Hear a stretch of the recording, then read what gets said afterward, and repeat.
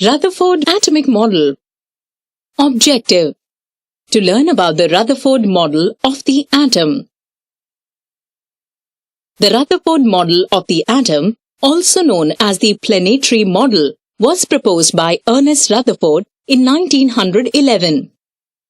According to the model, an atom is a tiny, dense, positively charged core around which negative electrons revolve. This atomic model was an outcome of the famous gold foil experiment.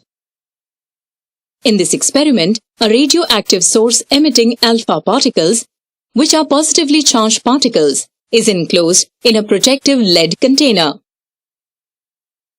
The radiation was focused into a narrow beam through a slit in the lead container.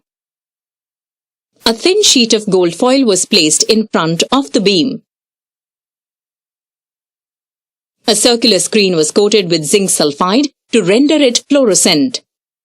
The screen was placed in front of the gold foil. When the alpha particles bombarded the gold foil, they passed straight through the foil, indicating that most of the atom is large empty space. Some alpha particles were deflected slightly, suggesting that they interacted with other positively charged particles in the atom.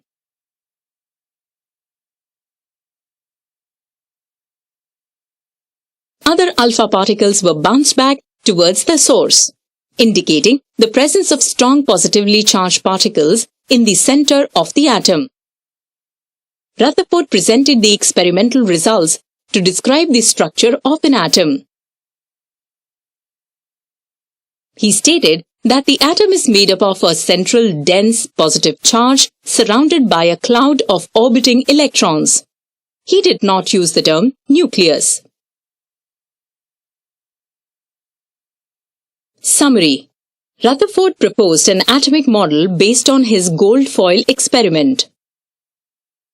His atomic model proposed that an atom has a large empty space with a dense, positively charged center.